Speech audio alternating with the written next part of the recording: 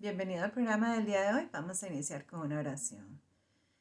Padre, gracias por este día. Gracias porque sus misericordias son nuevas cada mañana. Señor, en este momento pedimos los méritos del Señor Jesús, el perdón de nuestros pecados, la victoria sobre el pecado y la unción de su Santo Espíritu en el estudio de su palabra. En el nombre de Jesús. Amén. Bienvenidos a comentarios en el libro de Hebreos. Hoy estamos dando inicio con el capítulo 1. El libro de Hebreos fue escrito por el apóstol Pablo y es muy interesante que cuando él inicia este capítulo de introducción, empieza con la palabra Dios. Y esto es algo maravilloso porque en todas las otras epístolas que él escribe, siempre él hace una introducción donde saluda, donde agradece, donde introduce también el tema del que va a hablar. Pero en el libro de Hebreos, el deseo profundo del apóstol Pablo es demostrarnos quién es Jesús, quién es este Jesús verdaderamente. La palabra de Dios es vida, es verdadera y nos muestra el camino en este gran conflicto de los siglos en que nos encontramos. No siempre son palabras que nos complacen, no siempre son cosas con las que vayamos a estar de acuerdo porque tal vez estamos en rebelión, pero es la palabra de Dios y es la única luz que nos llevará a un puerto seguro, porque es una luz y un camino que nos lleva al Señor Jesús, que es nuestro único medio de salvación, nuestra única esperanza. Así que Pablo, en una manera elocuente, maravillosa y magnificente, nos introduce al Señor Jesús. Y vamos a empezar a leer aquí en el capítulo 1, el versículo 1. Dice, Dios, habiendo hablado muchas veces y de muchas maneras en otro tiempo a los padres por los profetas, ahí se está refiriendo a los escritos del Antiguo Testamento. En estos postreros días nos ha hablado por el Hijo, a quien constituyó heredero de todo y por quien asimismo hizo todo el universo. Wow, estamos hablando aquí del poder creador del Señor Jesús. Asimismo, por el poder de su boca, hizo todo el universo, todo el cosmos, nuestra galaxia, nuestro planeta.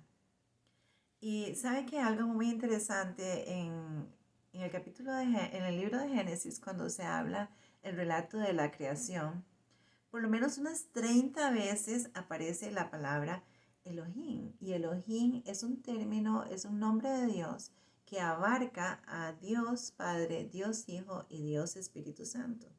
Entonces estamos viendo que cuando Él dice, hagamos al hombre a nuestra imagen y semejanza, está hablando con el resto de la deidad, el Padre y el Espíritu Santo.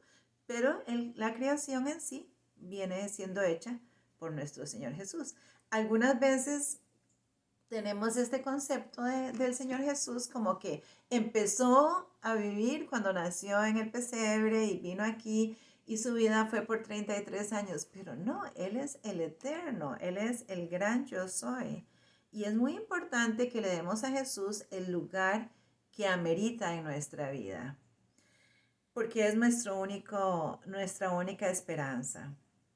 Entonces viene el versículo 3 que es muy hermoso, dice, el cual, Jesús, siendo el resplandor de su gloria y la imagen misma de su sustancia, estamos hablando del Padre, quien sustenta todas las cosas por la palabra de su poder, habiendo efectuado la purificación de nuestros pecados por medio de sí mismo, se sentó a la diestra de la majestad de las alturas, hecho tanto superior a los ángeles, por cuanto heredó más excelente nombre que ellos. Ahí estamos hasta el versículo 4.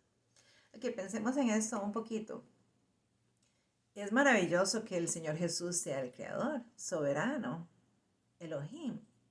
Pero, ¿de qué me sirve esto a mí? Bueno, pues me sirve de mucho, porque ahí dice que Él mismo, a través de Él mismo, a través de su poder, Él hizo la purificación de sus pecados y de los míos. O sea, no hay otro nombre dado a los hombres en que podamos ser salvos, solamente a través del Señor Jesús. Entonces, el apóstol San Juan nos dice, y el verbo se hizo carne y habitó entre nosotros y vimos su gloria, gloria como el unigénito del Padre, lleno de gracia y de verdad. Innumerables son los textos que podemos sacar en este momento acerca de la deidad de Jesús. Yo había hecho algunos estudios previos, hace como 3 años, que usted puede hacer una referencia y estudiar un poco. Pero dice que fue hecho tanto superior a los ángeles. Bueno, ¿qué sucede? Cuando el hombre fue creado menor que los ángeles. Pero el Señor Jesús viene a tomar nuestra naturaleza, viene a rescatar al ser humano de la desesperación de la noche eterna en la que estaba. Y ese acto mismo de llegar, tomar nuestra naturaleza, pagar nuestra rebelión, nacer como un bebé, vivir una vida de sufrimiento, de entrega y milagros como lo hizo, eso le da un nombre todavía mayor si es que es posible, porque ya Él es soberano, por el mérito enorme que hizo. Entonces cuando Él vino, bueno, sí, fue hecho menor que los ángeles, pero el nombre que se le dio fue superior porque era Dios. Es muy importante que tengamos ese concepto muy claro. Versículo 5 dice, porque ¿a cuál de los ángeles dijo Dios jamás? Mi hijo eres tú, y yo te he engendrado hoy, y otra vez yo seré el Padre, y él me será mi hijo. Y otra vez, cuando introduce al primogénito en el mundo, dice, adoradle todos los ángeles de Dios. Sabemos que la adoración solamente se le debe dar a Dios, porque acordémonos que dice, adorarás al Señor tu Dios, amarás al Señor tu Dios. Y acordémonos en el Shama, en el libro de Deuteronomio, donde le dice, Shama Israel, Dios, tu Dios uno es. Entonces aquí está hablando el Padre, está introduciendo al Señor Jesús como su primogénito, pero como Dios. Y él dice, adorarle. Ciertamente a los ángeles dice, el que hace a sus ángeles espíritus y a sus ministros llama de fuego. Ahora sabemos que si Jesús creó todas las cosas, Él fue el creador de los ángeles también. Mas al Hijo dice, tu trono, oh Dios, por el siglo del siglo. ¿Por cuánto tiempo? Por los siglos de los siglos. Centro de equidad es el centro de tu reino. Has amado la justicia y aborreces la maldad, por lo cual te ungió Dios, el Dios tuyo, con óleo de alegría más que a tus compañeros. Y tú, oh Dios, en el principio fundaste la tierra y los cielos y son obra de tus manos. Entonces ya habíamos visto quién es el creador, el Señor Jesús. Entonces ahí se está refiriendo de vuelta a Él.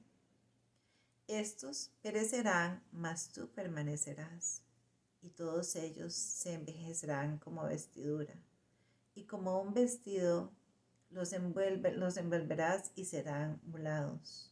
Pero tú eres el mismo, y tus años no acabarán.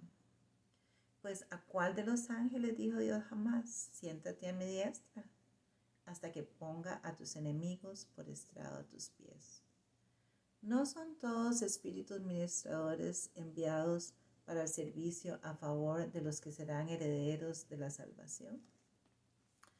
Hay muchos versículos. Nosotros vamos ahí al Salmo 2.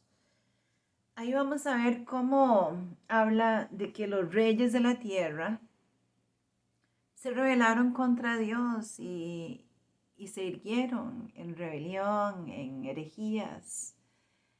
Y esto mismo está sucediendo ahora, ¿verdad? porque la Biblia no se acabó, no se cerró y se desechó.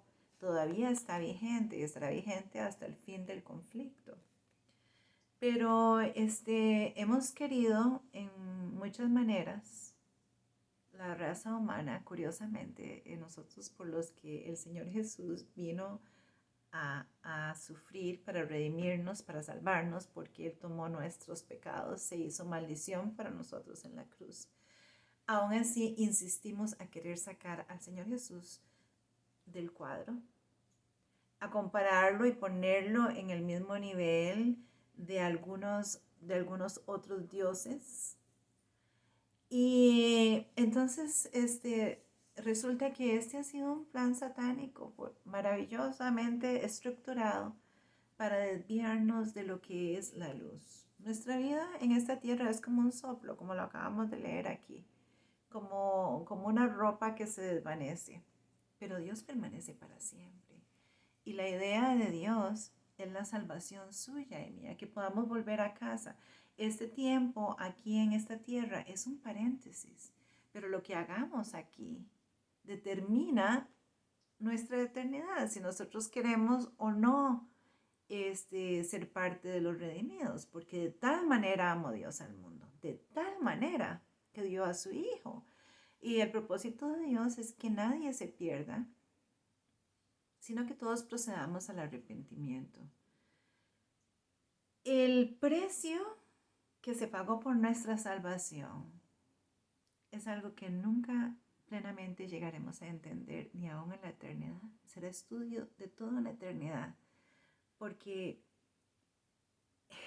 fue un precio sobrado, o sea, pagó más de lo que se necesitaba.